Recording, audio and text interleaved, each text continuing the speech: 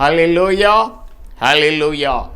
அருமையான தேவ பிள்ளைகளே, இந்த நாளிலும் இந்த நிகழ்ச்சியின் வாயிலாக உங்களோடு பேச என் ஆண்டவர் தந்த இந்த நல்ல சந்தர்ப்பத்திற்காய் என் ஆண்டவரை நன்றி நிறைந்த இதயத்தோடு துதிக்கிறேன். ஹல்லேலூயா, ஹல்லேலூயா, ஹல்லேலூயா. ஆக இந்த நிகழ்ச்சியை என் ஆண்டவர் ஆசீர்வாதமாக நிறைவேற்றி தர எங்கே இன்றைக்கு பேசுகின்ற வார்த்தைகள் தேவ பிள்ளைகளுடைய உள்ளத்திலே கிரியை நடப்பிக்க இருக்கிற இடங்களிலே உங்களுடைய கண்களை அடைத்து ஒரு நிமிடம் ஆண்டவரை நோக்கி பார்ப்போம். நல்ல பிதாவே, மைமையான கர்த்தாவே, நன்றியோடு துதிக்கிறோம். தர்மையான நாளின் ஆண்டவரே, இந்த நேரத்திலே தேவ பிள்ளைகளுக்கு முன்னாலே நின்று என் ஆண்டவர் தந்த வார்த்தைகளை பேச என் ஆண்டவரே அடிமையை தைரியப்படுத்தின தேவருக்காய் ஸ்தோத்திரம். உம்முடைய பிள்ளைகள் எதிர்பார்ப்போடு இருக்கிறார்கள் ஆண்டவரே. ஆக அந்த எதிர்பார்க்கிற இருதயங்களுக்கு தேவையான வார்த்தைகளை என் ஆண்டவர் கொடுத்து அவருடைய ஜெப வாழ்க்கையை, அவருடைய ஆவிக்குரிய வாழ்க்கையை என் ஆண்டவரே நீர் ஊக்கப்படுத்த தைரியப்படுத்த வேணுமாய் ஜெபிக்கிறேன். அப்படியே அவருடைய வாழ்க்கையின் பகுதியில் அவருடைய எதிர்பார்ப்புகள், அவருடைய தேவைகள், இவளை எல்லாம் என் ஆண்டவர் அறிந்திருக்கிறீர். ஆக எல்லாவற்றையும் நீர் உம்முடைய பிள்ளைகளுக்கு ஆசீர்வாதமாக நிறைவேற்றி கொடுக்க வேணும். தேசத்தின் சூழ்நிலை என் ஆண்டவரே, இந்த நாட்களிலே எங்களுடைய எதிர்பார்ப்பிற்கு அதிகமான மழை பொழிவினாலே பல இடங்களிலே தண்ணீரினாலே ஜனங்கள் மிகுந்த அவதிக்குள்ளாக இருக்கிறதை பார்க்கிறோம். குறிப்பாக சென்னை பட்டினம் தண்ணிக்குள்ளே ஆண்டவரே மூழ்கி கிடப்பதை போல ஒரு சூழ்நிலையை இந்த மழை உருவாக்கி இருக்கிறது ஆண்டவரே. ஆக என் ஆண்டவர் சீக்கிரத்திலே இந்த பெரு வெள்ளத்திலிருந்து நீர் தேசத்தை விடுவித்து ஆண்டவர் ஒரு நல்ல சூழ்நிலையை தேசத்திலே உருவாக்க வேணும். மாத்திரமல்ல ஆண்டவரே, இந்த நீண்ட நாள் மழை காரணமாக, இந்த வெள்ளம் காரணமாக ஏதேனும் தொற்று வியாதிகள் தேசத்திலே பரவாதபடி என் ஆண்டவர் உம்முடைய கிருபையினாலே இரக்கத்தினாலே ஆண்டவரே தேசத்தை பாதுகாத்து கொள்ள வேணும். கொரோனாவின் தாக்கம் ஆண்டவரே வெகுவாக குறைந்த இந்த நாட்களிலே அப்படியே மீண்டும் ஆண்டவரே இந்த மழை காரணமாக கொரோனா தன்னுடைய ஓர தாண்டவத்தை ஆண்டவரே தேவனே நடத்தக்கூடாது. கர்த்தர் மகிமைப்பட வேணும். உம்முடைய கரத்திலே தேசத்தை ஒப்பு கொடுக்கிறோம். என் ஆண்டவர் மகிமையான கிரியைகளை நிறைவேற்ற வேணும். அப்படியே ஆண்டவரே இந்த செய்தியை என் ஆண்டவர் என்ன உம்முடைய பிள்ளைகளோடு பேச வேண்டும் என்று விரும்புகிறீரோ அதை மாத்திரம் பேச அடிமை உம்முடைய ஆண்டவரே செட்டையின் மறைவிலே மறைத்து கொள்ளும். சகல துதியும் கனமும் மகிமை எல்லாம் நீரெடுத்துக் கொள்ளும். இயேசுவின் மூலம் கேட்கிறோம் பிதாவே, ஆமென், ஆமென். ஹல்லேலூயா, ஹல்லேலூயா, ஹல்லேலூயா. அருமையான தேவ பிள்ளைகளே, இந்த நாளிலே உங்களுக்கு முன்னாலே வைக்கப் போகின்ற இந்த ஆண்டவருடைய இந்த வார்த்தைகளுக்கு, இந்த சின்ன ஆமென் செய்திக்கு ஆதாரமாக வாசிப்பு அருமையானவர்களே, நியாயாதிபதிகளின் புஸ்தகம் 6வது அதிகாரம் 12வது வசனம். கர்த்தருடைய தூதனானவர் அவனுக்கு தரிசனமாகி, பராக்கிரமசாலியே, கர்த்தர் உன்னோடே இருக்கிறார் என்றார். பராக்கிரமசாலியே, கர்த்தர் உன்னோடே இருக்கிறார் என்றார். சென்ற சில நாட்களாக பராக்கிரமசாலியே, கர்த்தர் உன்னோடே இருக்கிறார் என்கின்ற வார்த்தை ஒரு முறைக்கு பலமுறை என்னுடைய காதுகளிலே ஒலித்து கொண்டே இருந்தது. ஆக அருமையானவர்களே, இந்த வார்த்தையை ஆதாரமாக கொண்டு ஒரு சின்ன செய்தியை தேவ பிள்ளைகளுக்கு முன்னாலே வைத்தால் என்ன என்கின்ற கேள்வி ஒன்று எனக்குள்ளே எழும்பியபடியினாலே நான் தேவ சன்னிதானத்தில் என்னை ஒப்பு கொடுத்து, ஆண்டவரே, இந்த வார்த்தை ஒரு முறைக்கு பல முறை என்னோடு பேசி கொண்டிருக்கிறது. ஆக இந்த வார்த்தையை வைத்து ஒரு சின்ன ஒரு செய்தியை தேவ பிள்ளைகளுக்கு முன்னாலே வைக்க எனக்கு என் ஆண்டவரே ஞானத்தை தாரும், வேதத்தின் காரியங்களை சொல்லித்தாரும் என்று ஜெபித்த நேரத்தில் அருமையான தேவ பிள்ளைகளே, இந்த கிதியோனுடைய சரித்திரம், அதை நான் மறுபடியும் வாசிக்க வேண்டியதாயிற்று. ஆக அந்த சரித்திரத்தின் அடிப்படையிலே இந்த சின்ன செய்தியை உங்களுக்கு முன்னாலே நான் வைக்க விரும்புகிறேன். அல்லேலூயா, அல்லேலூயா. இந்த குறுகிய நேரத்திலே அந்த கிதியோனுடைய வரலாறு, அவன் நடத்திய அந்த ஆண்டவருக்கு கீழ்ப்படிந்து அவன் செய்த காரியங்கள், இவைகளெல்லாம் விரிவாக உங்களோடு என்னால் பேச முடியாது. ஆக அருமையான தேவ பிள்ளைகளே, யாரேனும் இந்த காரியங்களை, கிதியோனுடைய சரித்திரம் சரியாக எனக்கு தெரியாது, சகோதரனுடைய வார்த்தைகளை என்னால் சரியாக புரிய முடியாது என்று இருப்பீர்களே, ஆனால் நான் பேசி முடித்த பிறகு நீங்கள் நியாயாதிபதிகளுடைய புஸ்தகம் 6, 7, 8 ஆகிய 3 அதிகாரங்களையும் வாசிக்கிற போது இந்த கிதியோனுடைய சரித்திரத்தை நீங்கள் அறிந்து கொள்ள ஏதுவாக அமைய அருமையானவர்களே. ஆக உங்களுக்கு அநேகருக்கு இந்த காரியங்கள் தெரியும் என்கின்ற தைரியத்தோடு நான் வார்த்தைகளை உங்களுக்கு முன்னாலே வைக்க விரும்புகிறேன். அல்லேலூயா, அல்லேலூயா. அருமையான தேவ பிள்ளைகளே, இந்த வார்த்தைகளை கர்த்தருடைய தூதனானவர் கிதியோனுக்கு பேசினார் என்று நாம் வேதத்திலே வாசிக்கிறோம். அல்லேலூயா, அல்லேலூயா. வாசிப்பு அருமையானவர்களே, நியாயாதிபதிகளின் புஸ்தகம் 6வது அதிகாரம் 11வது வசனம். கர்த்தருடைய தூதனானவர் வந்து அபியேஸ்ரியனான யோவாசின் ஊராகிய ஒப்ராவில் இருக்கும் ஒரு கர்வாலி மரத்தின் கீழ் உட்கார்ந்தார். அப்பொழுது அவனுடைய குமாரன் கிதியோன் கோதுமையை மீதியானியரின் கைக்கு தப்புவிப்பதற்காக ஆலைக்கு சமீபமாய் அதை போரடித்தான். அல்லேலூயா. பாருங்க, ஆண்டவருடைய தூதனானவர் அப்படியே வந்து அபியேஸ்ரியனான யோவாசின் ஊராகிய ஒப்ரா, அந்த ஊரில் ஒரு கருவாலி மரத்துக்கு கீழே அப்படியே அமர்ந்திருக்கிறார். அந்த நேரத்தில் அருமையான தேவ பிள்ளைகளே, அந்த ஊரில் உள்ள ஒரு மனிதன், அவனுடைய பேர் யோவாஸ், அவனுடைய மகன் கிதியோன் கொஞ்சம் கோதுமையை அடிப்பதற்காக அவன் அப்படி ஆலைக்கு அருகாமையிலே மறைவான ஒரு இடத்திலே வந்து அந்த கோதுமையை அடித்து கொண்டிருக்கிறான். இந்த காரியத்தை ஆண்டவர் பார்க்கிறார்.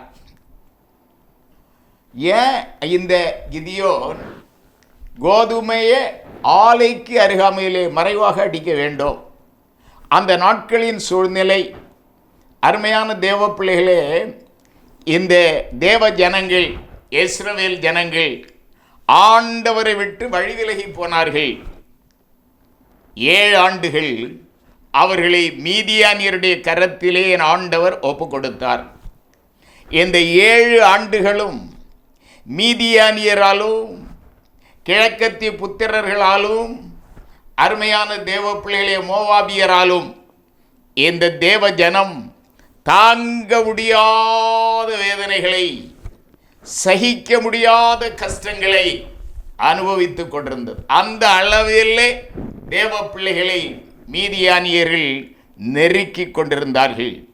இந்த மீதியானியருக்கு பயந்து தேவ ஜனங்கள் மலைகளிலும் குன்றுகளிலும் குகைகளிலும் மறைவான பகுதிகளிலும் வாழ்ந்து கொண்டிருந்தார்கள். இந்த நாட்களிலே இந்த தேவ ஜனம் விதைக்கும், ஆனால் விளைந்த பலனை அறுக்கிறவர்கள் இந்த மீதியானியர்களாக இருப்பார்கள். அல்லேலூயா, அல்லேலூயா. ஆக சொல்ல முடியாத அளவில், தாங்க முடியாத அளவில் இந்த மீதியானியர்களாலே தேவ ஜனம் பயங்கரமாக நெருக்கப்பட்டு அப்படி வருவாங்க, கும்பலாக வருவாங்க. விளை நிலங்களை அப்படியே அறுத்துட்டு அப்படியே அந்த நிலங்களை பாழ்படுத்தி போடுவார்கள். மாத்திரமல்ல, இவர்களுடைய ஆடுகள், மாடுகள், கழுதைகள், ஒட்டகங்கள் இவைகளை அப்படியே பற்றி கொண்டு அப்படி போய்விடுவார்கள்.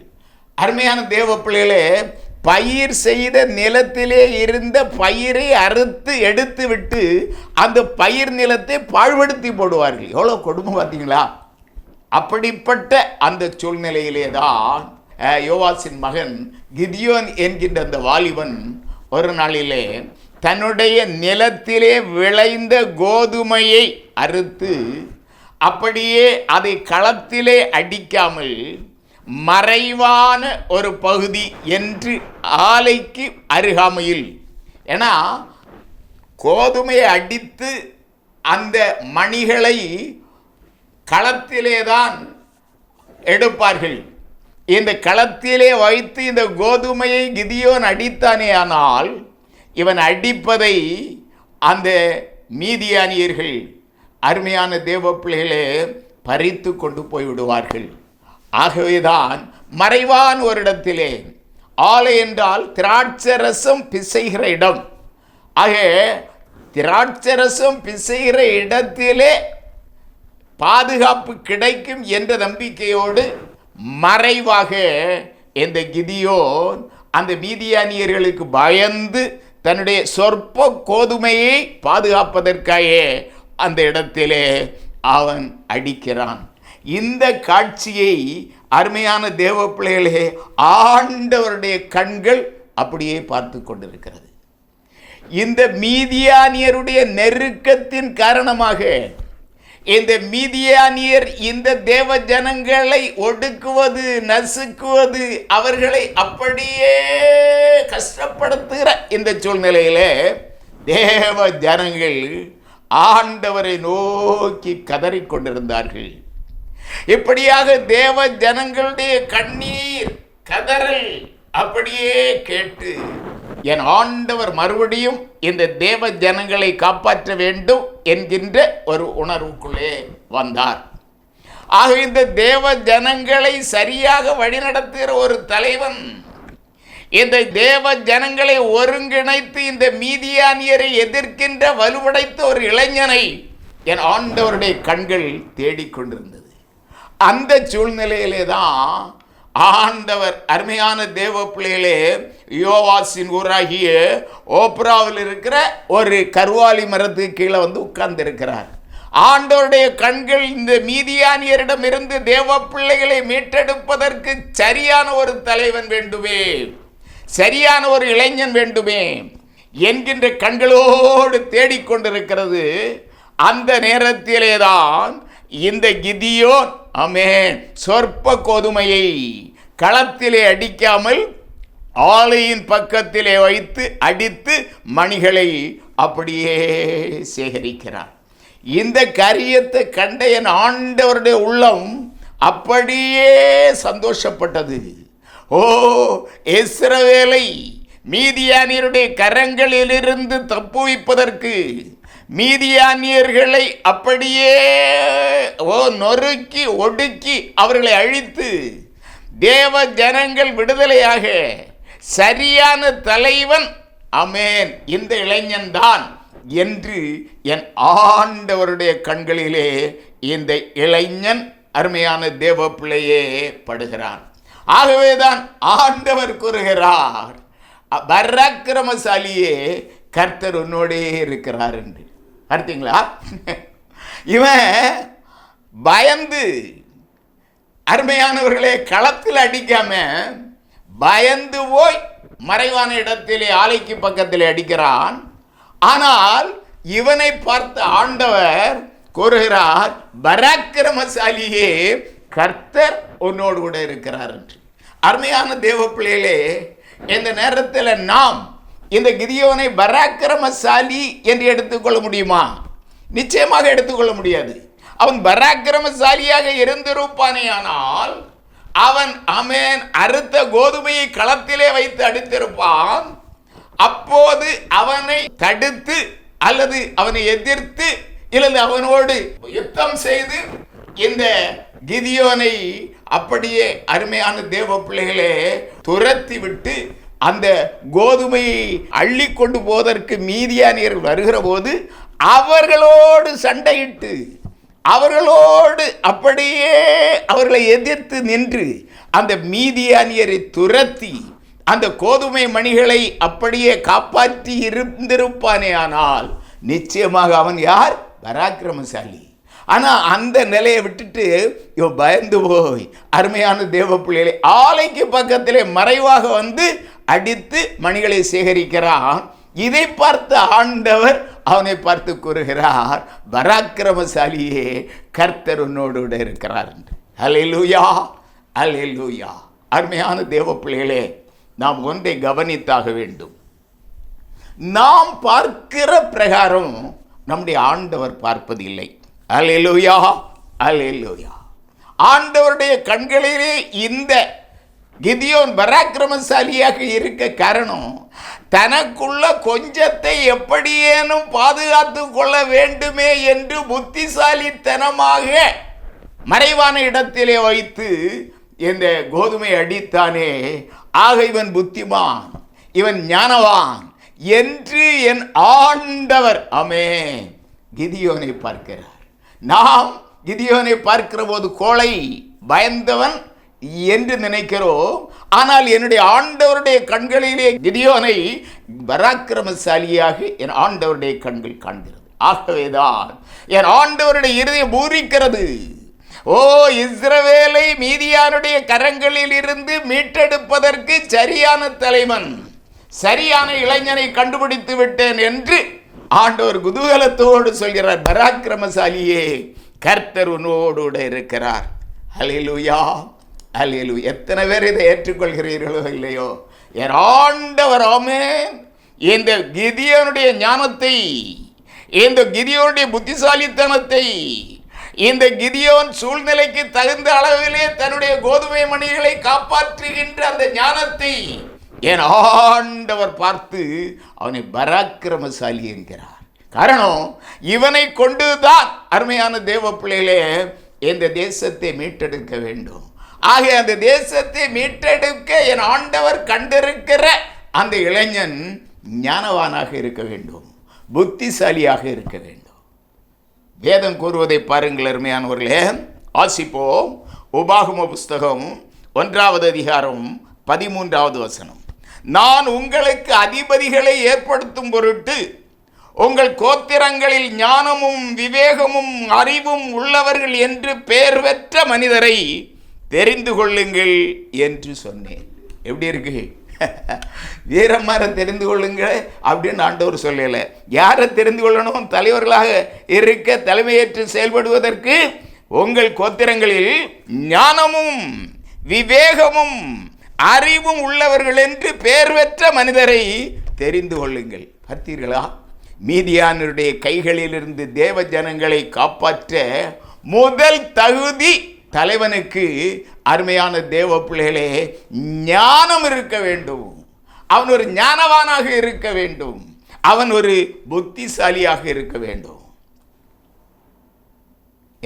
ஆண்டவருடைய பார்வை நம்முடைய பார்வையை விட வித்தியாசமானது. அருமையான தேவ பிள்ளைகளே, இந்த நாட்களிலே தேசத்தின் சூழ்நிலையை சரியாக புரிந்து கொண்டு தேவ ஜனங்களை நடத்துகின்ற சரியான தலைவர்கள் அருமையான தேவ பிள்ளைகளே ஆமென்.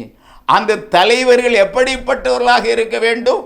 தேவ ஜனங்களை ஞானத்தோடு நடத்துகிற புத்திசாலி தலைவர்களாக இருக்க வேண்டும். என் ஆண்டவர் ஆமென் தேவ ஜனங்களை நடத்துவதற்கு கிதியோனை தலைவனாக காண காரணம் அவன் புத்திசாலியாக இருந்தான். இதை நாம் மறந்து போக வேண்டாம். இந்த நாட்களிலே தேவ ஜனங்களை நடத்துகின்றவர்கள் புத்திசாலிகளாக இருந்தாக வேண்டும், ஞானம் நிறைந்தவர்களாக இருந்தாக வேண்டும். தேசத்தின் சூழ்நிலையை ஆமென் பார்த்து அந்த சூழ்நிலையிலே தேவ ஜனங்களை எப்படி நடத்துவது, எப்படி இந்த சூழ்நிலையின் மத்தியிலும் தேசத்திலே ஒரு எழுப்புதலை உருவாக்கி காட்டுவது என்கின்ற ஞானம் நிறைந்தவர்களாக இருக்க வேண்டும் என்று என் ஆண்டவர் விரும்புகிறார். அல்லேலூயா, அல்லேலூயா. இது ஃபர்ஸ்ட் கிதியோன்ல ஆண்டவர் கண்ட அந்த குணம், அந்த ஆண்டவருக்கு ஏற்ற ஆண்டவர் விரும்புகிற அந்த காரியத்தை, அந்த ஞானத்தை அவன் உடையவனாக இருந்தான். அடுத்த அருமையான தேவ பிள்ளைகளே, கிதியோனிடத்தில் ஆண்டவர் வேறு என்ன தகுதியை கண்டார்? அல்லேலூயா, அல்லேலூயா. கிதியோன் தேசத்தின் சூழ்நிலையை அப்படியே எடுத்துக்கொண்டு, ஐயோ இங்கே போனால் இந்த சூழ்நிலையில் அந்த மீதியானியர் எல்லாத்தையும் அப்படியே பறித்து கொண்டு போய்விடுவார்கள், அல்லது நான் அறுத்துட்டு வர வழியில் அவங்க பிடிச்சிட்டு போயிடுவாங்க, இப்படி எல்லாம் அப்படின்ட்டு சோம்பேறியாய் வீட்டிலே முடங்கி கிடக்காமல், ஆமே சோம்பேறியாய் அப்படியே வீட்டுக்கு மூலையில் அப்படியே கையை முடக்கிட்டு அப்படியே விழுந்து கிடக்காம, அருமையான தேவ பிள்ளைகளே, அப்படி ஞானம்மா சுறுசுறுப்பா கரிசனையா தனக்குள்ளதை காப்பாற்றியாக வேண்டும் என்கின்ற அந்த எண்ணம் அவனுக்கு இருந்து வருங்க. ஞானம், ஆமென். அடுத்து என்ன வேணும்? சுறுசுறுப்பு. சூழ்நிலைக்கு தகுந்த அளவில் காரியங்களை செய்கிற அந்த கரிசனை, இதை என் ஆண்டவர் அருமையான தேவ பிள்ளைகளே கிதியோனிடத்திலே கண்டார். அல்லேலூயா, அல்லேலூயா, அல்லேலூயா. ஜாக்கிரதை உள்ளவனாக இருந்தான். நாமும் கூட அருமையான தேவ பிள்ளைகளே ஞானம் உள்ளவர்களாக இருக்கலாம், ஆனாலும் சூழ்நிலைக்கு தகுந்த அளவிலே ஆமென் நாம் காரியங்களை அப்படியே கரிசனையோடு செய்கிறவர்களாக இருந்தால் அது ஆண்டவர் மகிமைப்பட, இந்த தேசத்திலே என் ஆண்டவர் ஆமென் மகிமைப்பட ஒரு எழுப்புதல் உருவாக அது காரணமாக அமையும். அருமையான தேவ பிள்ளைகளே, வேதம் கூறுவதை பாருங்கள். வாசிப்போம். நீதிமொழிகள் 12வது அதிகாரம் 24வது வசனம். ஜாக்கிரதை உள்ளவர்களின் கை ஆளுகை செய்யும், சோம்பேறியோ பகுதி கட்டுவார். எப்படி இருக்கு? ஜாக்கிரதை. அப்படி அந்த சூழ்நிலையில அந்த கரிசனை. அருமையான தேவ பிள்ளைகளே, ஜாக்கிரதை உள்ளவனாக கரிசனை உள்ளவனாக இருக்க வேண்டும் என்று நான் உங்களுக்கு இந்த கிதியோனுடைய காரியத்தை வைத்து ஆண்டவர் பாரப்படுகிற வார்த்தையை உங்களுக்கு முன்னாலே வைக்கிறேன். அருமையான தேவ பிள்ளைகளே, ஜாக்கிரதை உள்ளவர்களின் கை ஆளுகை செய்யும். அப்படின்னா கரிசனை உள்ளவர்கள், சுறுசுறுப்பு உள்ளவர்கள், அவர்கள் ஆளுகை செய்கிறவர்களாக மாறுவார்கள். மற்றவன் என்ன செய்வானா? சோம்பேறியோ பகுதி கட்டுவான், கப்பம் கட்டுவான், அப்படி அடிமை வாழ்க்கை செய்வான். அல்லேலூயா. அது ஆண்டவர் கிதியோனில் கண்ட இரண்டாவது அந்த குணம். முதல்ல ஞானம், இரண்டாவது அருமையான தேவ பிள்ளைகளே அவன் சுறுசுறுப்பாய் சமயத்திற்கு தகுந்த அளவிலே தன்னை மாற்றிக்கொண்டு சொற்ப கோதுமையை பாதுகாத்தான். அல்லேலூயா, அல்லேலூயா. அடுத்து வாசிப்பு அருமையானவர்களே, நியாயாதிபதிகளுடைய புஸ்தகம் 6வது அதிகாரம் 14, 15 ஆகிய வசனங்களை வாசிப்போம். அப்பொழுது கர்த்தர் அவனை நோக்கி பார்த்து, உனக்கு இருக்கிற இந்த பலத்தோடே போ, நீ இஸ்ரவேலை மீதியானியரின் கைக்கு நீங்களாக்கி ரட்சிப்பாய், உன்னை அனுப்புகிறவர் நான் அல்லவா என்றார். அதற்கு அவன், என் ஆண்டவரே, நான் இஸ்ரவேலை எதனால் ரட்சிப்பேன்? இதோ மனாசேயில் என் குடும்பம் மிகவும் எளியது, என் தகப்பன் வீட்டில் நான் எல்லாரிலும் சிறியவன் என்றார். அல்லேலூயா. இப்போ ஆண்டவர் கிதியோனை மீதியானியருடைய கரங்களில் இருந்து தேவ பிள்ளைகளை விடுவிக்கின்ற தலைவனாக கண்டாகிவிட்டது. ஆக அவனை ஆண்டவர் அப்படியே தலைவன் என்கின்ற நிலையிலே வைத்து அவனோடு பேசுகிறார். ஒரு முறை கூட அந்த வசனத்தை வாசிக்கிறார் மேயானூர்களே. அப்பொழுது கர்த்தர் அவனை நோக்கி பார்த்து, உனக்கு இருக்கிற இந்த பலத்தோடே போ, நீ இஸ்ரவேலை மீதியானியரின் கைக்கு நீங்களாக்கி ரட்சிப்பாய், உன்னை அனுப்புகிறவர் நான் அல்லவா என்றார். அதற்கு அவன், என் ஆண்டவரே, நான் இஸ்ரவேலை எதனால் ரட்சிப்பேன்? இதோ மனாசேயில் என் குடும்பம் மிகவும் எளியது, என் தகப்பன் வீட்டில் நான் எல்லாரிலும் சிறியவன் என்றான். என் தகப்பன் வீட்டில் நான் எல்லாரிலும் சிறியவன் என்றான். அல்லேலூயா, அல்லேலூயா, அல்லேலூயா. அருமையான தேவ பிள்ளைகளே, ஆண்டவர் ஒரு பெரிய பொறுப்பை ஒரு இளைஞனுடைய கரத்தில் ஒப்பு கொடுக்கிறார். அப்போ அந்த பொறுப்பை அவன் தலையில் ஆண்டவர் வைத்த நேரத்தில் அவன் என்ன சொல்கிறான்? ஆண்டவரே, இந்த பொறுப்புக்கு நான் தகுதி இல்லாத மனுஷன். காரணம், என் ஆண்டவரே, மனாசே அது கோத்திரத்தில் நாங்கள் மிக எளிய குடும்பத்தை சார்ந்தவர்கள். இந்த பெரிய காரியத்தை செய்வதற்கு எளிய குடும்பத்திலிருந்து வந்திருக்கிற என்னால் முடியாது. காரணம், நாங்கள் ஏழ்மை, எங்களை யாரும் மதிக்க மாட்டாங்க. நான் சொல்லியதை எந்த மனுஷனும் ஏற்றுக்கொள்ள மாட்டான். என்னோடு யாரும் ஆமென் என்னுடைய வார்த்தைகளை அங்கீகரித்து எனக்கு பின்னாலே அணிவகுக்க மாட்டார்கள். ஆக ஆண்டவரே, நான் அந்த கோத்திரத்தில் என் குடும்பம் ரொம்ப சின்ன குடும்பம் ஆண்டவரே, ரொம்ப வறியவர்கள், எளியவர்கள் ஆண்டவரே. ஆக இந்த பெரிய காரியத்தை நான் எப்படி செய்ய முடியும் அப்படின்னு தன்னுடைய ஆமென் நிலையை ஆண்டவருக்கு கூறுகிறார். மாத்திரமல்ல, அடுத்து சொல்லுங்க, என் வீட்டில் எல்லாருக்கும் நான் சின்னவன். எப்படி? வீட்டார் கூட நான் சொல்லுக வார்த்தைகளை அங்கீகரிக்க மாட்டாயே, பொடிப்பைய போடா அப்படின்னு சொல்லிடுவாங்க. ஆண்டவர் இந்த பெரிய காரியத்தை எனக்கு ஆண்டவரே செய்ய சொல்லுகிறீரே, நான் எம்மாத்திர ஆண்டவரே, இதற்கு நான் தகுதி இல்லாத மனிதன் ஆண்டவரே என்று தன்னை தாழ்த்தினான் தேவ பிள்ளையே. அல்லேலூயா, அல்லேலூயா, அல்லேலூயா. அருமையான தேவ பிள்ளைகளே, பார்த்தீங்களா? ஆண்டவர் நமக்கு பொறுப்புகளை தருகிற போது நம்முடைய திறமையை ஆண்டவர் பார்த்து அவர் தருகிற பொறுப்பை நாம் செவ்வனே நிறைவேற்றுவோம் என்று நம்மை ஆண்டவர் அதிகாரப்படுத்துகிற போது, அருமையான தேவ பிள்ளைகளே, நமக்குள்ளே வர வேண்டிய பிரதானமான ஆமென் குணம் தாழ்மை. தாழ்மை. ஆண்டவரே, இந்த பெரிய பொறுப்புக்கு ஏழை இம்மியேனும் தகுதி இல்லை ஆண்டவரே. என்னுடைய நிலைமை எப்படி இருக்கு ஆண்டவரே? ஆண்டவரே, நான் ஆண்டவரே வறியவன் ஆண்டவரே. என் ஆண்டவரே, தகுதி இல்லாத மனிதன் ஆண்டவரே என்று நாம் நம்மை அப்படியே ஒப்பு கொடுத்தாக வேண்டும். அருமையானவர்களே, ஆண்டவர் நம்மிலே மகிமைப்பட வேண்டுமே ஆனால் நாம் ஆண்டவருக்கு முன்னாலே நம்மை தாழ்த்த வேண்டும். அல்லேலூயா, அல்லேலூயா, அல்லேலூயா. ஒருவேளை நாம் படித்த பட்டதாரிகளாக இருக்கலாம், அல்லது மிக வசதி படைத்தவர்களாக இருக்கலாம், அல்லது அருமையானவர்களே கிருபை வரங்களை பெற்ற தேவ பிள்ளைகளாக இருக்கலாம்.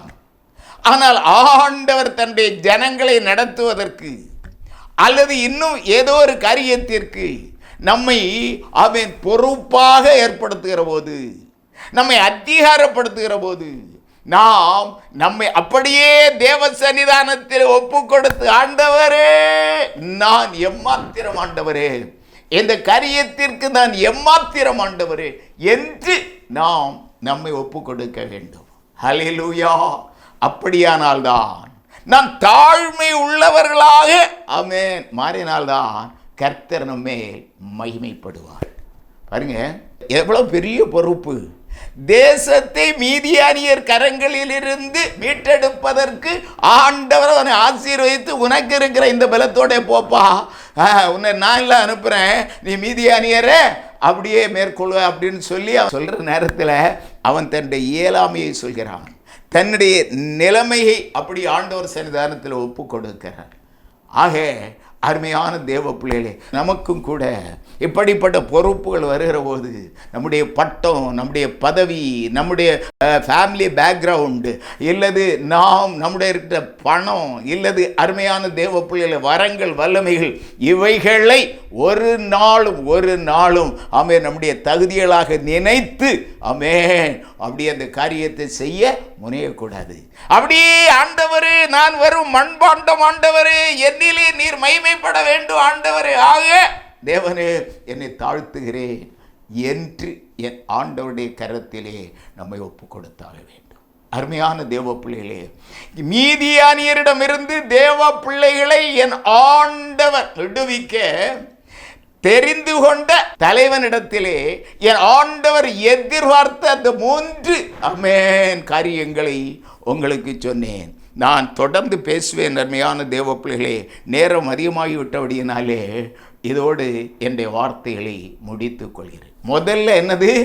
அவன் புத்திசாலியாக இருக்கணும், ஞானம் உள்ளவனாக இருக்கணும்.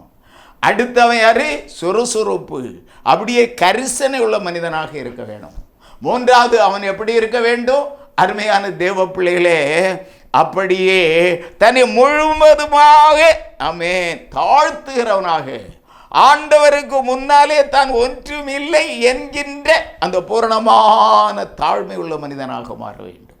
அல்லேலூயா. இந்த நாட்களிலே அருமையான தேவ பிள்ளைகளே, நம்மை நடத்துகிறவர்கள் அல்லது கர்த்தரால் தேர்ந்தெடுக்கப்பட்ட தேவ பிள்ளைகள் என்று பொறுப்பிலே இருக்கிறவர்கள் இந்த குணாதிசயங்கள் உள்ளவர்களாக இருந்திருப்பார்களே ஆனால், அருமையானவர்களே, இந்த தேசத்திலே ஆமென் என் ஆண்டவர் எதிர்பார்க்கின்ற அந்த எழுப்புதலின் ஓசை, அந்த எழுப்புதலின் எதிரொலி ஆமென் நம்முடைய காதுகளிலே என்றைக்கோ விழுந்திருக்கும். இதுவரையிலும் விழவில்லை. காரணம், நாம் ஆண்டவர் எதிர்பார்க்கின்ற அந்த ஞானம் உள்ளவர்களாக, ஆண்டவர் எதிர்பார்க்கின்ற சுறுசுறுப்புடையவர்களாக, கரிசனை உள்ளவர்களாக, ஆண்டவர் எதிர்பார்க்கிற அந்த தாழ்மை உள்ளவர்களாக மாறுவோம். நம்மை கொண்டு என் ஆண்டவர் தேசத்தை சந்திக்க போகிறார். அல்லேலூயா, அல்லேலூயா. நல்ல பிதாவே, உம்முடைய கரத்திலே ஆண்டவரே தேவனே இந்த வார்த்தைகளை வைக்கிறேன். ஆண்டவரே, கர்த்தர் ஆண்டவரே சொல்ல சொன்ன காரியத்தின் ஒரு பகுதியை சொன்னேன். மீதி காரியங்களை தொடர்ந்து சொல்ல கர்த்தர் அனுமதியை தாரும்.